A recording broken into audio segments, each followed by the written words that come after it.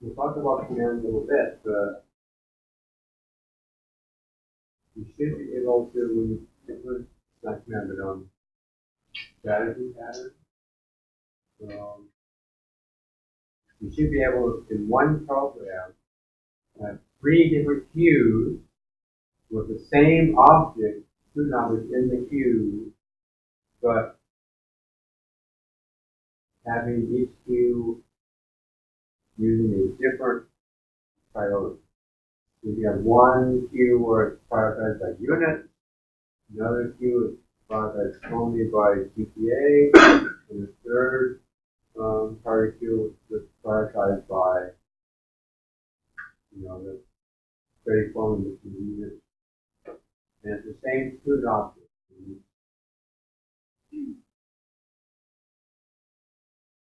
If that's not something you can handle, then you probably don't have the strategy pattern set up properly.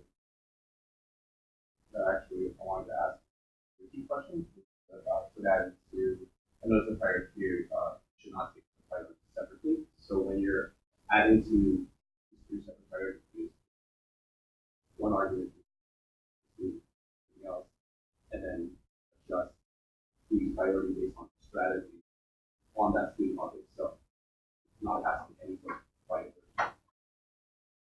Right, yeah, so we're not passing in, when you add a student to a priority queue, you're not also adding a priority queue.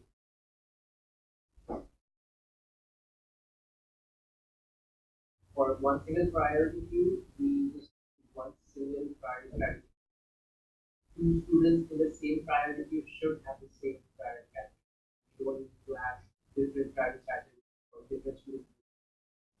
Valid.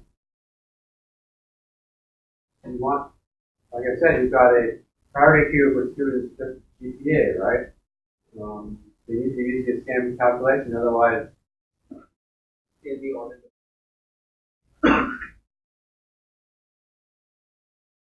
Are you employing them? Three separate pieces? I'm implying that if you can't do that, then the strategy pattern may have to do something with, you have the code, new priority queue, right? And then the loop, 10 students, add in each one, and then each priority queue is the order. Right.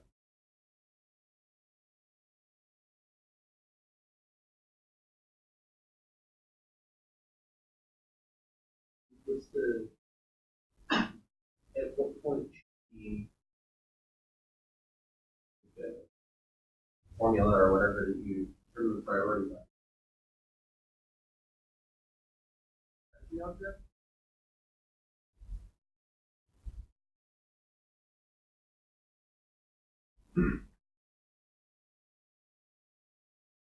Where else can it be set? Wow.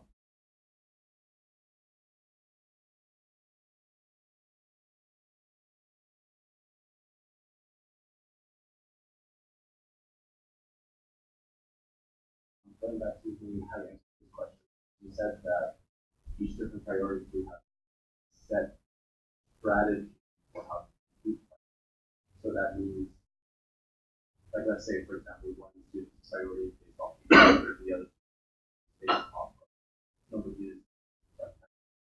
Those 2 should not be. No. Like I said, we got 3 priority queues. I grab new students, I put it in this priority queue, and I put it in this priority queue, and this priority queue. So the same students in all products, right? So I should be able to have 3 different priority queues with exactly the same students.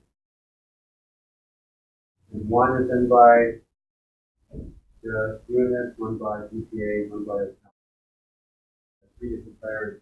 Prioritizing them based on Right. And then I could create a fourth priority queue and hold something entirely different, right? And all in memory the same time. By the way, can you map these three priority queues as only one priority queue and you can operate on that one priority queue differently? So if you want to use priority one, priority using the formula number one, so you're applying that to the priority queue and you get the result. Then you do priority two on the same queue, get the result. Or you consider three queues.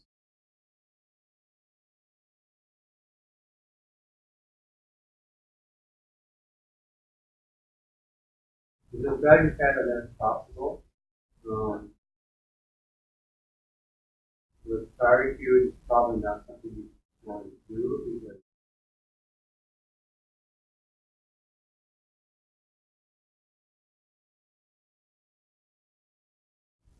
it's possible.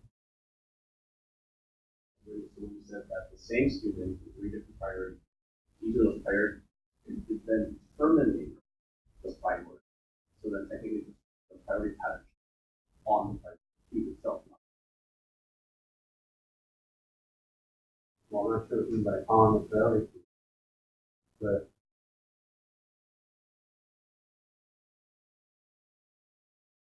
even we said, right, you should go change the strategy in priority queue and change its order. So I'm not actually exactly that didn't more work than refactoring the priority queue, but it should be possible to change the strategy. So when you say that, do you mean change the strategy of an existing priority queue, or like change the strategy at the time you instantiate it, and then that becomes static for the rest? So if I have a priority queue already, and then decide halfway through it, I don't like how this is prioritized, I can change it. Do we need to build in a way that says that allows you to reassign how the priority is set, or?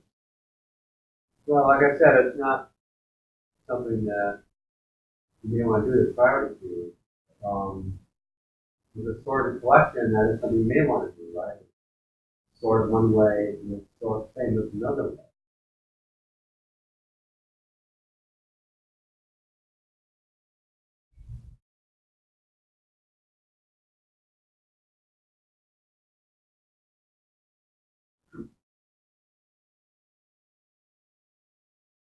So a quick short pattern called the command processor. This pattern is not in the textbook. This manages all your command objects. Right? This is out, right? And so whenever you got a command object, right, you want to add the command processor, and that's it. Execute all the commands. You schedule them. If you want to support them, do. Then just keep track of supporting them.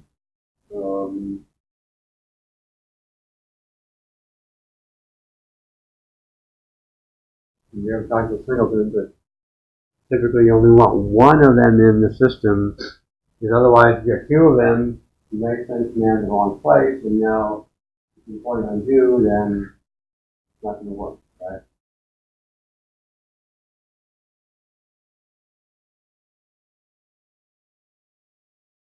So basically, the operation is pretty simple. Command processor doesn't need to know what the commands do at all, right? What before, it's just when you want to perform some operation, some piece of code creates a concrete command, right? And then it gives it to the command processor, and then one of them executes it. Now we need to have one more level of indirection, right? Because instead of asking him to do it, or having asked him to tell him to do it, I would ask you to tell him to do it, right? What's that? Right.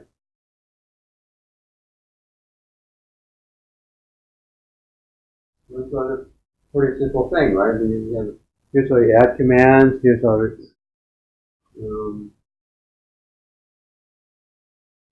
so the client makes, call control to create the command, and then the path adds it to the command processor, right?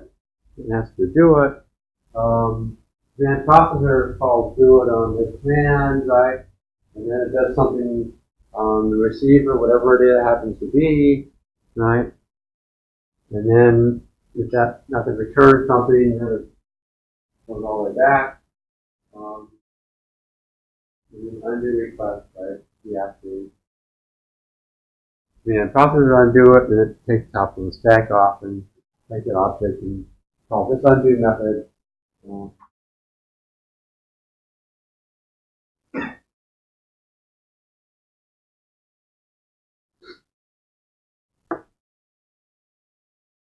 So nothing real, nothing complicated, nothing fancy, right? It's just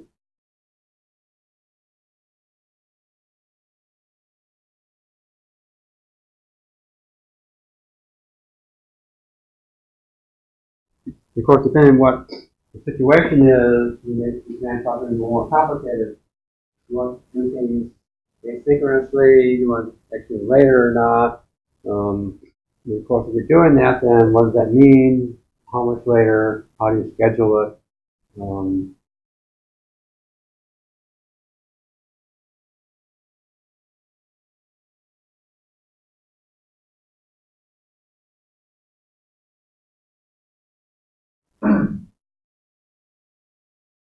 So that's basically the command processor. You replace the default command to go execute them. If you want to support undo, you can stack of them. The conflict or during initialization. So previous create The question is, when are the concrete commands created? Whenever you need them. So, using assignment 1 and 2 as sort of more of an example. So we've got, maybe we have, a good example is wait list for classes, right? So every time a student wants to, they add it to a wait list, we create a new add command to our priority queue, and then add them to the queue, right? So it happens when you want to perform that operation. We don't create add, it is already there, we just call that. Well, there's an add command and an add function. Different thing. So we create the add command and then add command also that add. That's it. Yeah, so let's use the command processor and then, right, the command processor calls execute or whatever that method is called on your command object, and then it's going to call the. We are not communicating directly, we are not calling the add function. We are going to the command processor takes the command object, and then calls the method in that, then it goes here.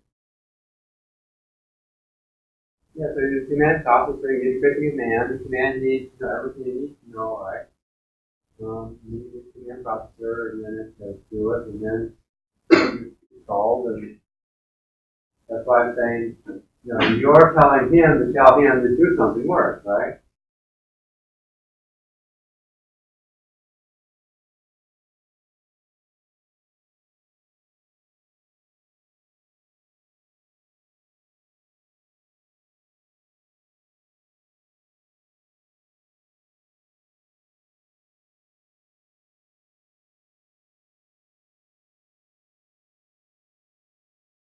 Yeah, I mean, so all it is a,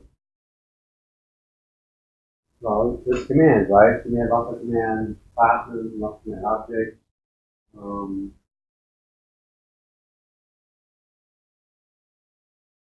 That's less of the problem for the command processor than for command itself.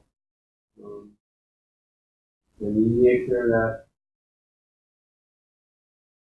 when you pass the commands to the command processor, they're completely functional, right? They get all the data they need.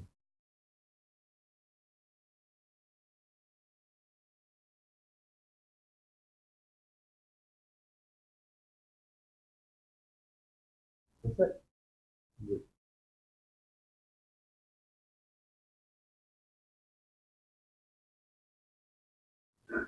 It's a fairly simple pattern. And actually, most of the patterns we'll talk about are fairly.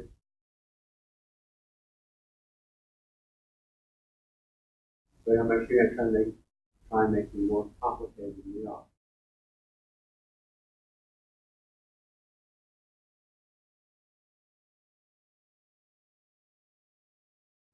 So we talked about one more pattern for assignment, the strategy pattern. The time will go on the state pattern. It's like similar to the strategy pattern.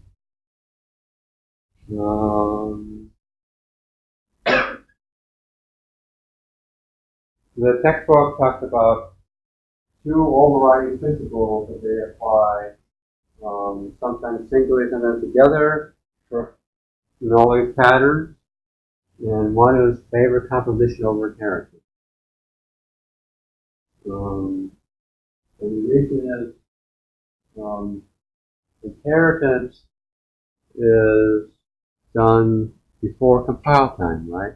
It's static, it's stuck. Or composition, meaning, oh, I have a field or a property, right, in an object, that the value of that property or field can be changed at runtime.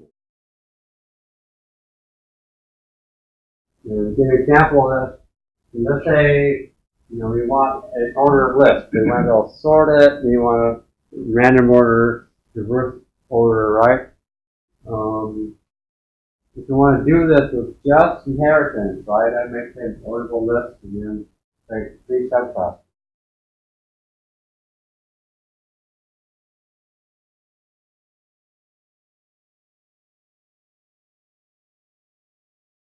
Yeah, the problem is there might be other features you want, right? So,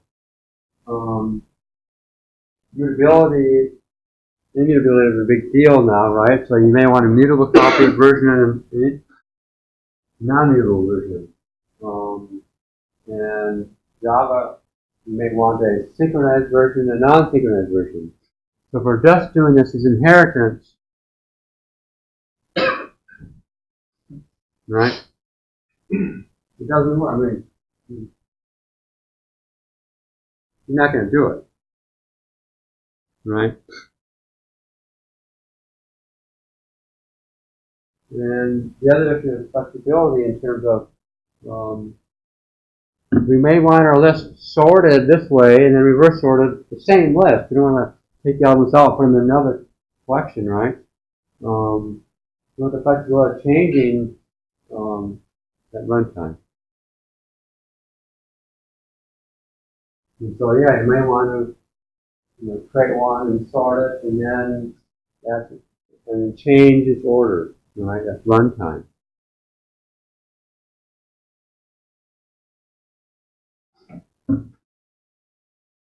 So the purpose of the strategy pattern is we want to be able to configure object behavior at runtime. We want to change the behavior.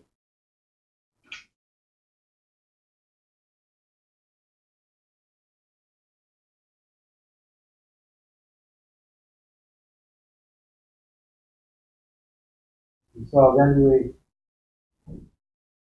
our strategy is going to encapsulate an algorithm, right?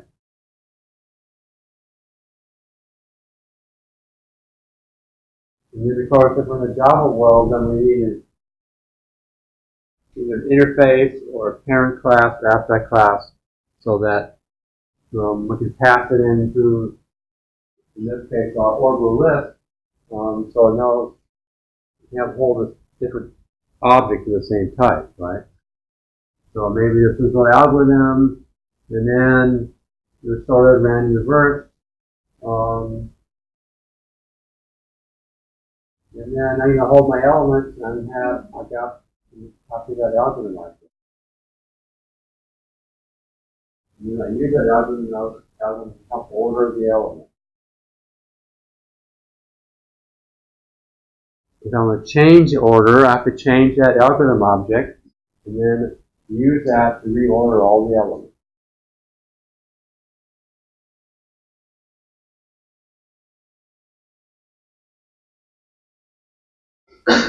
So far, so good. Like similar in concept to the command pattern, and the command pattern you're taking functions and turning them into classes. And this with the strategy pattern, you're just taking the method of organization for your data structure and training.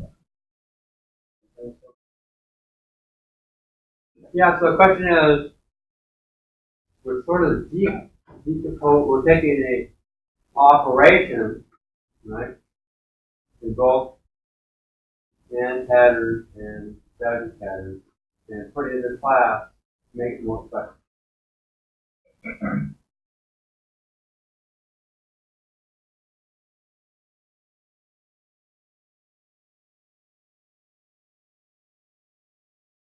The only question here is, what's the algorithm, right? You need to count that.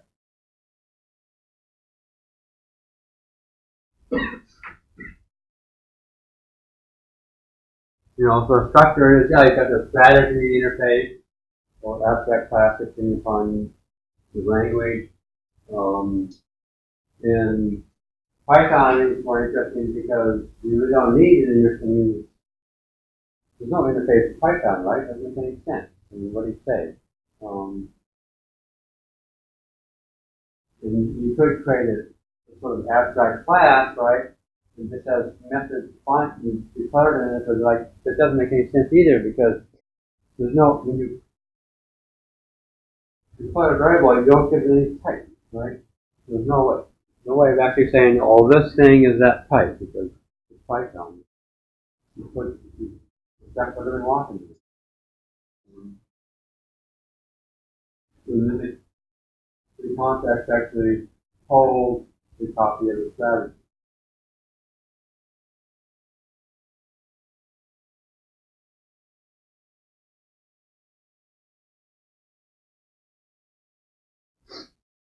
And so one big issue is like the context, an example of the orderable collection, it has the data, and the algorithm contains the information we need to put in the right order. How does that work, right? We've separated out the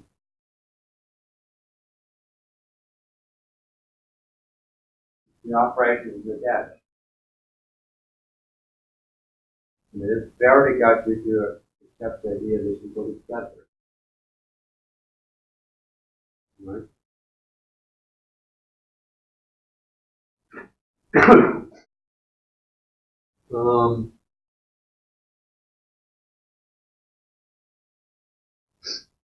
Yeah, so as we talked about at the beginning of the semester, right? The whole idea of this programming is we keep the operations data together. Right? And it's important to keep that idea in your head. That's the goal, but there are certain times when to achieve effect we need to pull apart.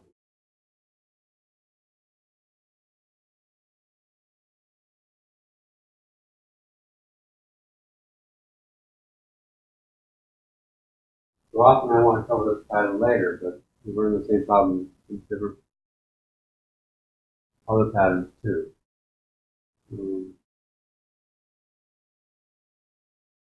So how the strategy pattern gets the data it needs.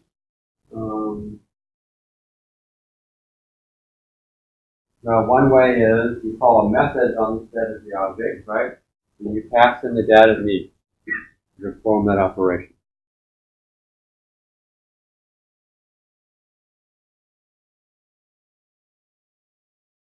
Another way is we can give the strategy pattern a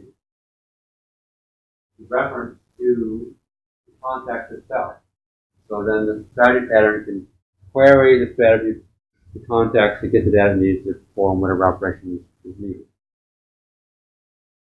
And depending upon the situation, you get one way sometimes and the other way.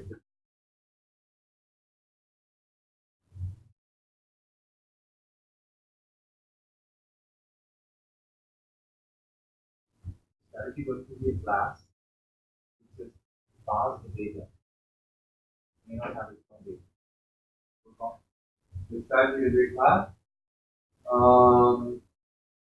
In the textbook, when you see these type of diagrams, these are class. They don't have data. Yeah. And their operation.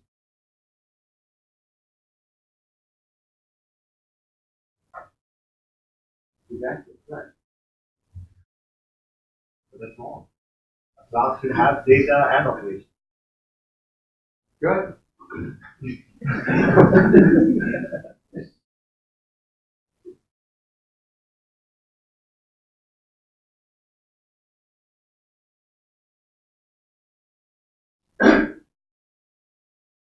So the prime example of using the strategy pattern is sorting.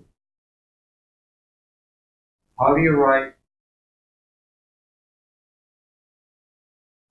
sort something? You get some sort of collection, right? And even in units, right? You got Q sort. How does Q sort work? You're a unit guru. Enthusiast, yes. No,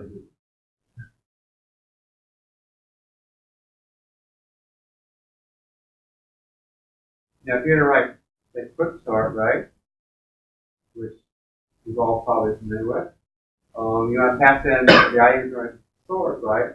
But you don't want to write quick sort for every possible thing you might want to sort. You might write it once.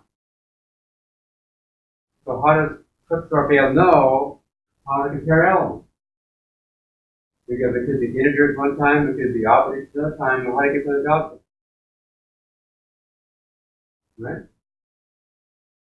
You can't build that into quick sort because we don't know all the things we want to sort. So we give you a sort algorithm. Here is how you compare these elements. you come back in the strategy. Create a separate data, extract what you exactly how you want to work on it, and then you give it to the method. Yeah. So you have the job of comparative. Yeah, compare. Right? I mean, how do you start Java, right? You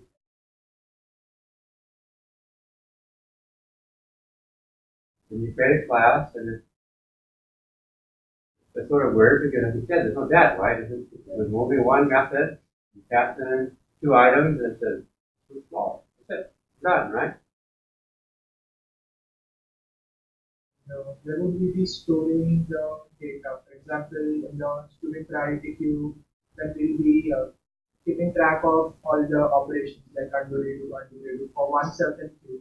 And when we implement multiple different queues, so how will we keep track like which stack belongs to which queue, and where will we be storing the stack? Will it be in the order class or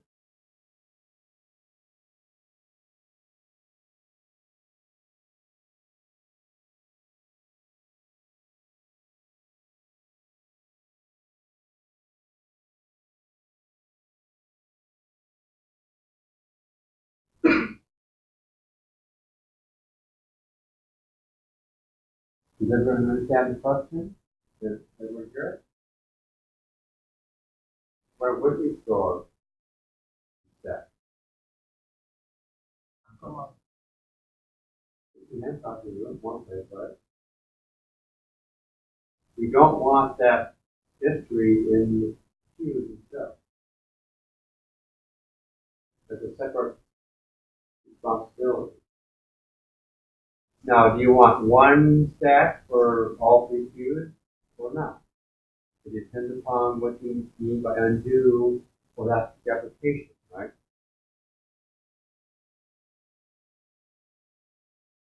When you're storing in command object, you're also giving it the data, right? So you will be passing the object, two objects. Good. The command processor only gets commands. Commands are standalone, right? If I got a command object, I should be able to say execute or undo. It has the whole point of the command is that it contains all the information it needs to perform that operation. It knows the receiver, it knows the method to call, and any argument that that method needs.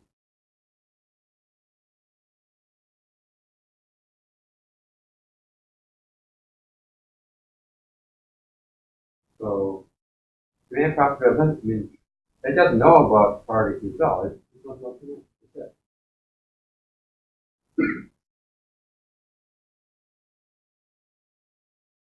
The command plus to like some kind of identifier to sort of identify which queue is most important to some queues.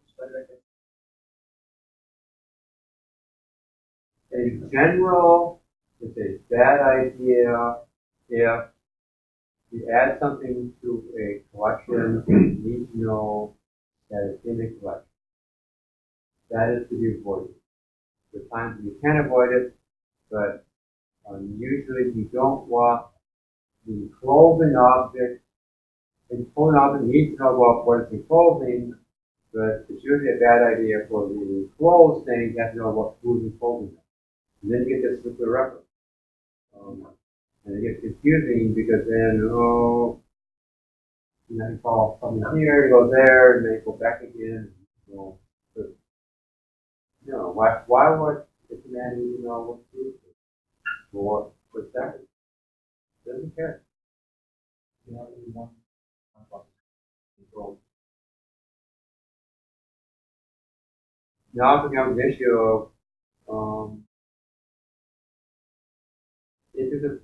if it's important to undo, then what does that mean for the application? So you have to track it. Then you start to get three different queues, right? You have to track which one you want to undo or which queue. So that's how you do it. For example, if you added in A, then you added in B, now you have to undo A. So if you have only one stack, So I did it. It depends on what you consider to be the state of the application you want to do. If you got a spreadsheet, the whole thing, any change, right? So it depends. Do you want those particular queues to be considered completely independent? And then when you do, you only want to do it with stack, or are you talking about I have an application here that's doing many, many things, and every time I do something, it will go undo it. Right? Because so it depends on what you mean by in our case, it's okay to not treat it as stacks and treat every queue independently.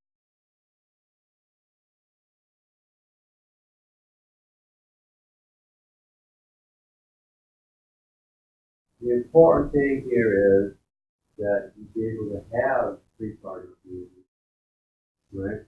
And there can store different priorities for the same student. That's the otherwise unlikely to get and then the result is okay, here it is. And then, yeah, but the problem is you can't if I want to change priorities, then I have to modify this class, your student class, like, okay, no, sorry, you just lost all the points, but that's how it is. And more generally, you probably don't want to be undoing operations depend on one queue. If you undo, if you have arrays, for example, and you want to remove the most recently inserted item from array A, but the most recent operation carried out was on array B. You don't want to inadvertently modify the instruction. No, but the commands are separate. Exactly. So Oh, I see what you're saying. the commands are separate, right? So you kind of only have one command processor. When I do an operation, I'm not going to mess up any, because I undo one operation, one command, and that command only knows about one priority, right? That's why it's a separate object, right? It's a small object, but it's nice because then we can forget about all the global state. Oh, I have to throw this and this and this and that's all up. No. I got a little thing. I put them together. Receiver, argument. It knows the method to call, and after that, I don't have to worry about it, right? The command processor do, undo. I've got 15 queues, and I want to change the command processor. It doesn't matter because when I do it, right, I'm not gonna. Each command only does one little thing.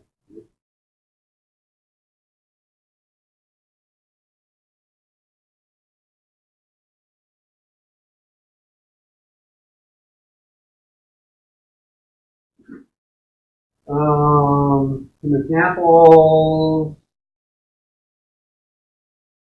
in Java when people, well, it used to be a big deal, but that's not so much now. They're going to build a GUI in Java. And the problem is then when you want to put things on the screen, right, you have to tell how you want to put them in the screen, right? And so Java has what they call layout, which determines there's a linear layout, but you put 1, 2, 3, 4, and then you run out of space to back to the next row, right? There's also that you can do it vertically, just 1, 2, 3, 4, 1, 2 like this. And there's grid layout, different layouts, right? But you basically create a window, create a frame, and put all the stuff in it, but then you tell it, oh, here is the strategy or the algorithm I want to be used to arrange things. And so here I'm creating a simple example, a subclass frame that you do in swing, and I have to tell it, see what is layout. And so I create a new, let's get a flow layout, but it could be any layout, right? And so that's been used every time you put a widget on it, right? It then uses the flow layout to figure out where to put it. And of course, that's a complicated operation, right? You get to figure out, oh, where does it go? And you have to worry about how wide things are, how tall things are, how much space is left in the window. If you've never done that, it's a complicated calculation to do. So it's an example of a fairly complicated algorithm, right? And all the widgets are in the frame, right? They're not in the layout. Layout just, here's how I'm going to lay them out. So you need to know how big the window is, how many widgets there are, the individual size, the order that they're in. So it's an example of Java using the strategy.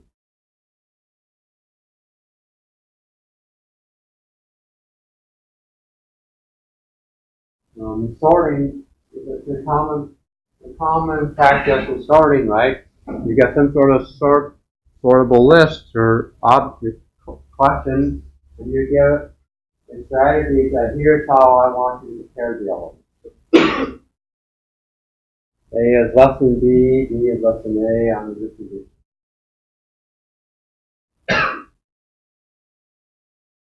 So Smalltalk the block, so you use square brackets for sorting brackets. So we're given a lambda into a sort. So let's tell here's a, let's get it, this is a function, right? I give it a lambda, the function that here is, well, I want to carry element, in your sorting method.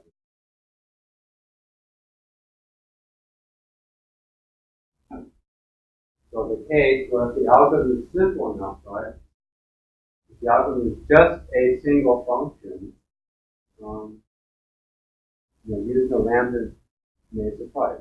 We don't need entire machinery of the strategy. It's not going to happen in the layouts, right? And that's a complicated thing.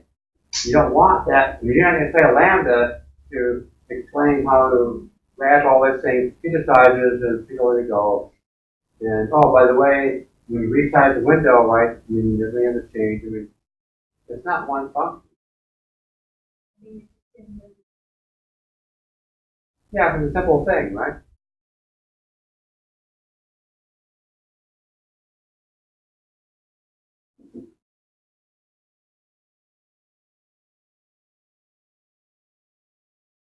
And yeah, it's a comparator, right? And of course, a comparator is just one function, right? But you have to embed it in the class. Like, why extra typing? Well, just because Java didn't have that. I've seen the question mark degree. That what is fault here?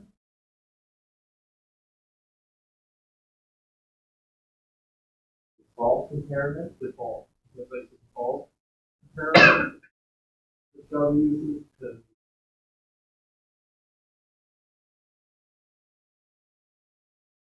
That's just defining the method.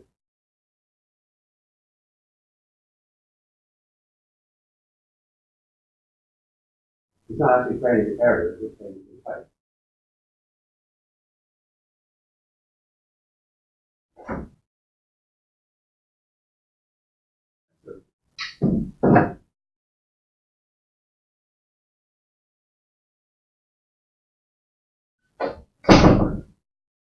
then use it as a strategy. But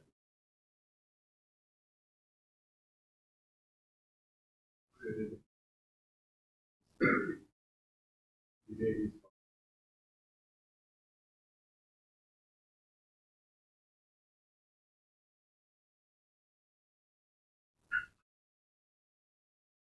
Can you?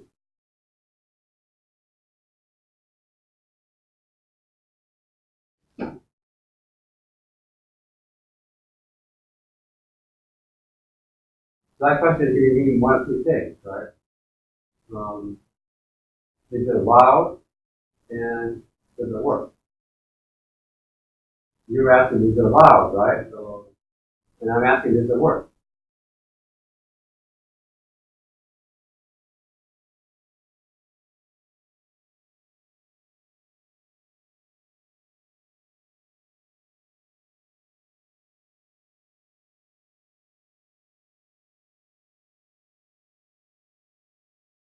The strategy to default strategy with comparative.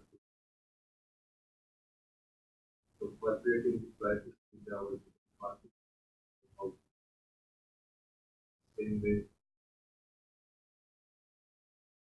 So does it work?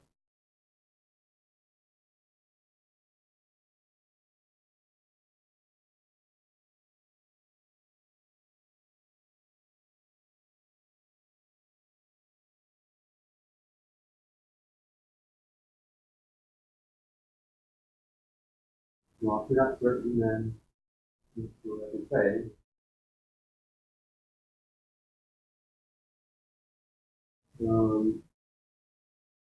Right?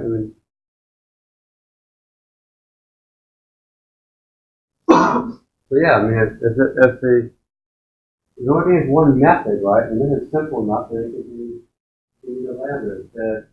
So we don't need all that stuff, right? You might need in Java, you're still going to need an interface, right, of some sort. If you have to store in a field, and the field type.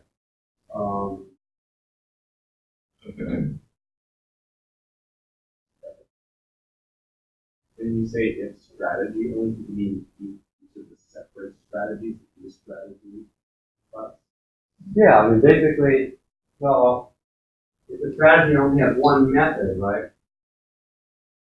and all the different versions of it can be translated in a different lambda, then we're good to go, right? So the sort example we don't need. I mean, in Java, I mean, why do we need a pair to sort? I mean, why do we create an entire class? Just A, B, and then how do I take care of them, right? And I can easily do that in Lambda. The full manager, I mean, that's, you know, those full layouts have to be really complicated to implement, right? And you could do it one method. You're not going to want to do it. It's too complicated. So it depends upon, right?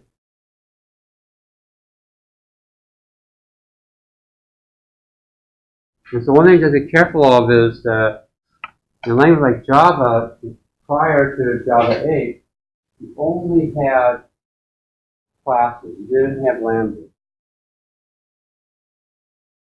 right? And that changes some of the things you can do.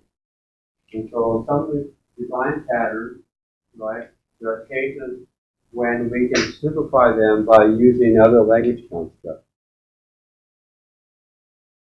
This is one example.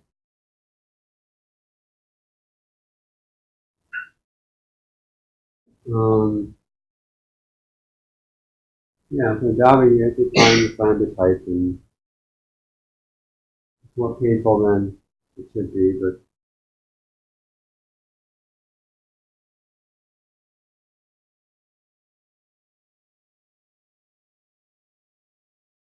so now we can actually do it, right? We can actually use Lambda to start with. Why? Because what Java did is, if you've got an interface that only has one method in it, that automatically declares a Lambda type, right? And then we can do something like this, and then we're done. And even nicer is if you're not implementing the sort class, you don't have to worry about declaring what type it is, right? It doesn't say, oh, it's a function, or it's a try function, or it's a this or that. You just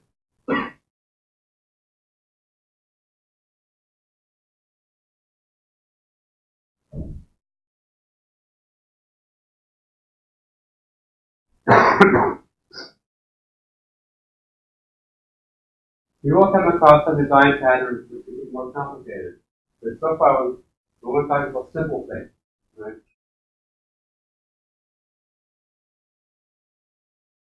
Iterator is very simple.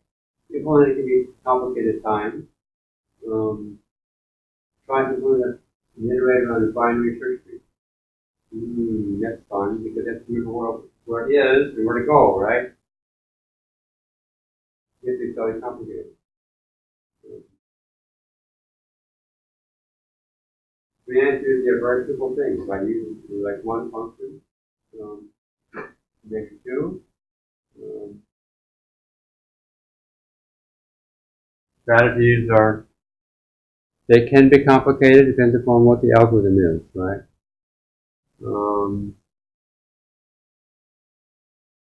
And so yeah, I mean, now when you create your object, when you create your priority queue, you have to also give it a strategy, right? So you have to know what the thing is, and you have to need the strategy.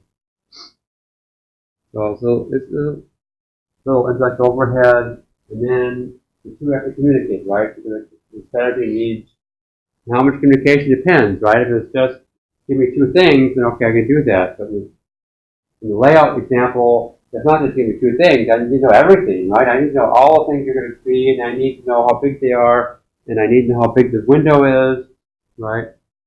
It's more complicated because some of the things may be actually sub-components, right, or panels, where you contain more things, and we've increased the number of things to deal with, right?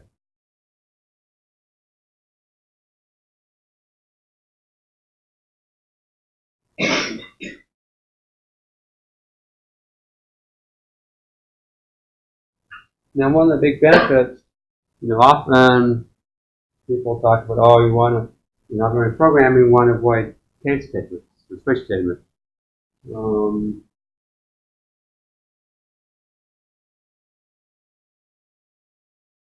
difficulty becomes, yeah, it may start getting told like this, well, if it's this case, this way, do it that way. Whereas, so, in strategy, when you deal with the strategy, it doesn't have to figure out whether it's a flow layout. I just, take the flow layout you gave me, and I say, go do your thing, whether it's a flow layout, a grid layout, a bag layout, right? And it's separate.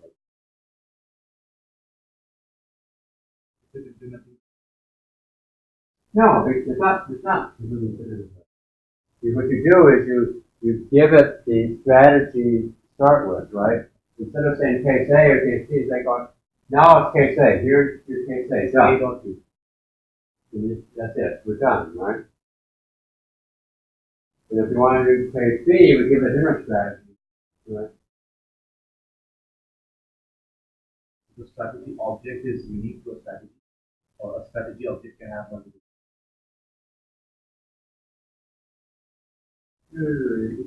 You're trying to make life complicated. You're trying to make it simple, right? A man represents one operation, just one operation.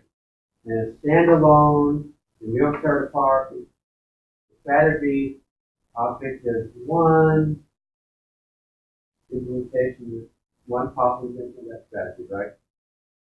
And if you want a different implementation, you get another strategy object, right? Once you start getting them together, it's more complicated.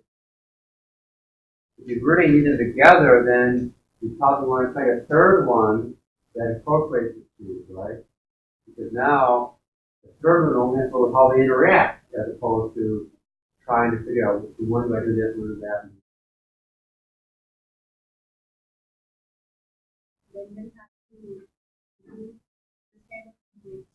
Right, yeah.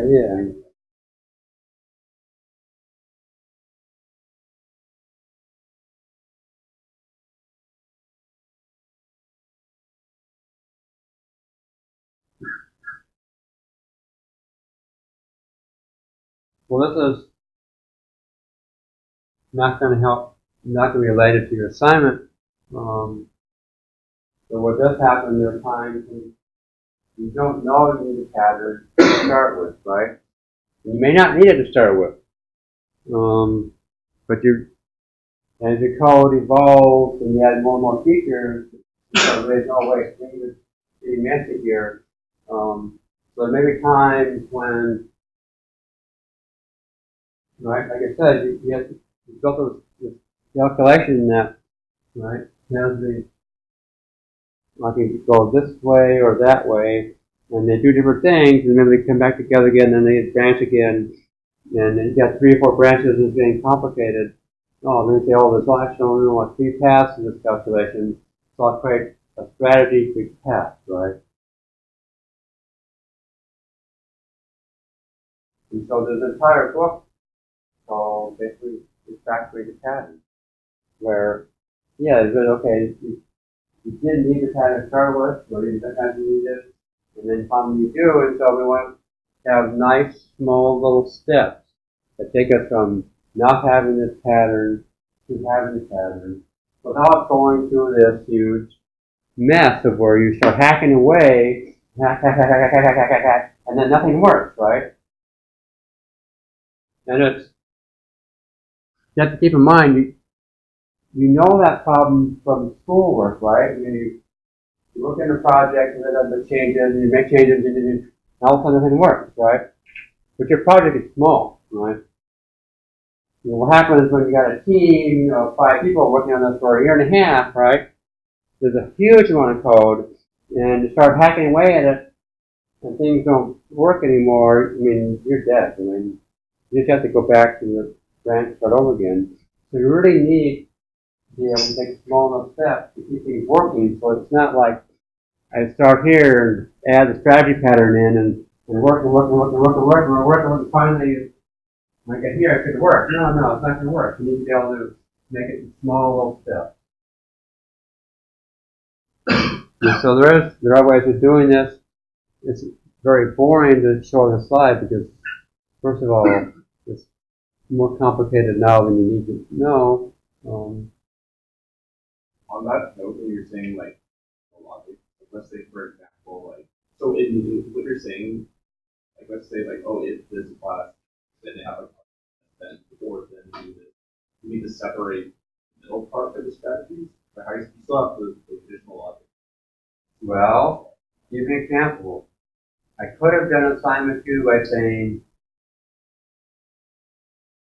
here are 3 different ways you can compare students. You know, by GPA, by units, and then this formula. Handle them all, right? And so one way I could, I'm pretty certain if I did that assignment 1, in the middle of the party queue, someone said, if A, compare units, else if this, right? There would have been a field that said type. And the type would have been units or GPA or combined, right? In the middle of those calculations, you'll be just, if type is equal to units, do it this way, else, so do it that way, right? I know that would happen, right? And so then we have this case statement, you know, or switch statement, switch on that string, and then the 3 cases. And the strategy tab is okay, get rid of that crazy string, and then don't embed the 3 options in your code. That's in the strategy. And then when you hit that switch statement, instead of saying, then you call a strategy and say, okay, here are the 3 elements, do what you're supposed to do.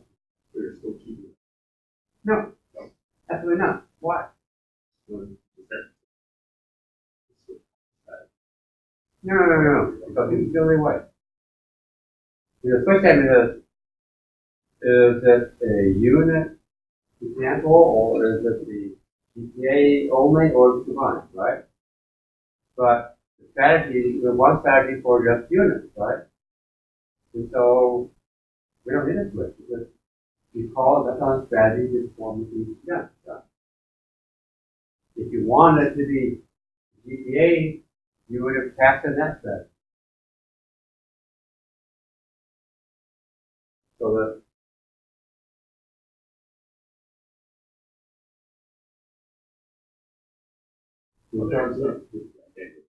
it's like here, right?